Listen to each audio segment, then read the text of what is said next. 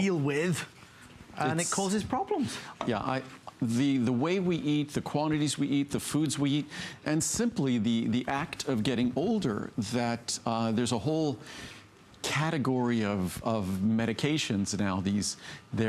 When I was a kid, if you, how did you spell relief? It was R-O-L, it was that commercial. And that was a standard antacid, which was sort of a calcium carbonate-based antacid. Yeah.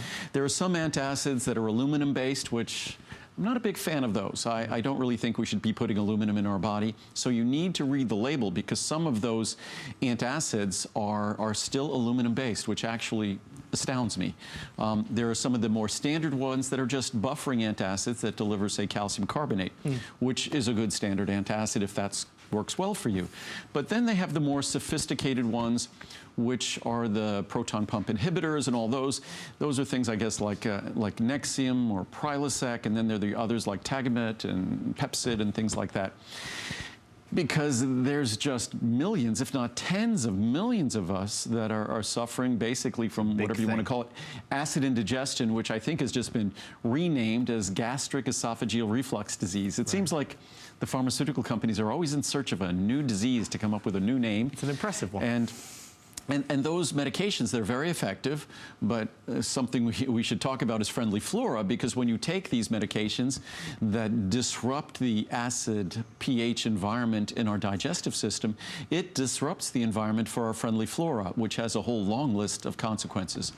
What we're talking about here with Digest Assure, especially if you're taking one of those proton pump inhibitors or something like that, the moment you reduce the amount of acid available, you inhibit your body's ability, you diminish your body's ability to digest food.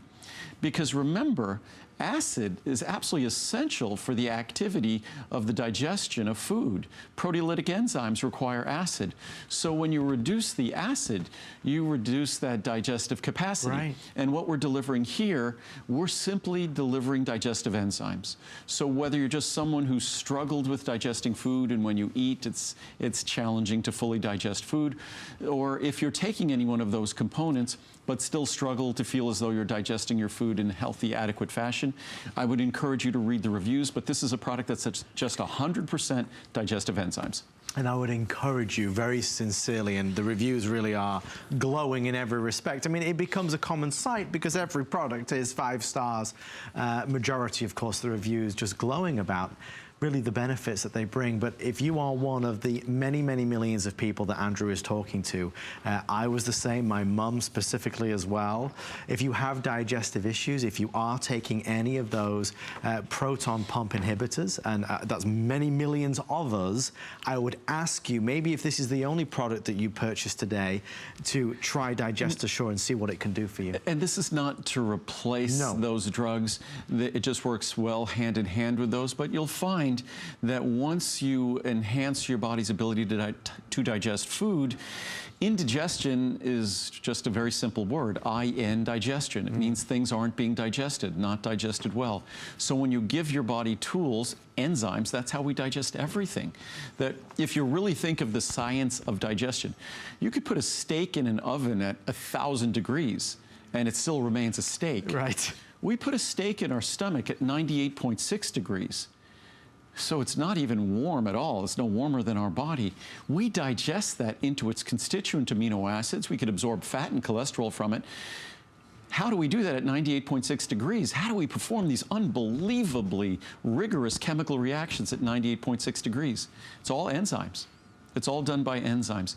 Enzymes reduce the energy necessary to perform otherwise really difficult chemical reactions so that we could perform them in our body. But that's what we deliver here, is simply the enzymes that as we get older, dealing with stress, other digestive issues, other lifestyle issues, we make sure that you have the enzymes that can enhance the digestion of food.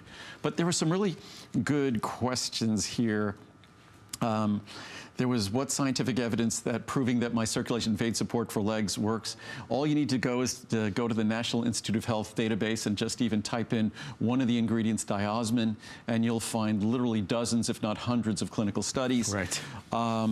There was, oh, will I ever do a Today Special for Breath Plus? No.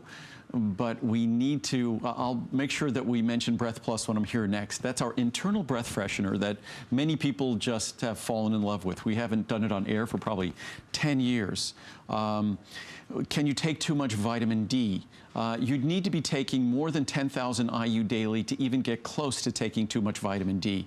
I take 4,000 to 5,000 IU daily. That's typically what's required to achieve an ideal level. A little bit more if you're overweight or obese. What else? There are some really good questions. No pressure, Andrew. No, I'm just going through. 6 minutes left. There's so many great questions. I answered all those questions already. Is it dangerous to have an HDL cholesterol of 125, and would the cholesterol be able to lower HDL? No. A 125 HDL level, that's a dream level of HDL. Muriel has a very high level of HDL as well. It's about 100 or a little over 100. So HDL is the protective cholesterol. So our cholesterol exists as subfractions. Total cholesterol is the entire pie, slices of that pie. LDL, low-density lipoprotein cholesterol. HDL, high-density lipoprotein. The HDL is the good stuff. The LDL is the not-so-good stuff. We want the LDL to be as low as possible, within reason. We want the HDL to be as high as possible. My HDL tends to be high, but it's not 125, so that's fantastic. And then our triglycerides, we want to keep those.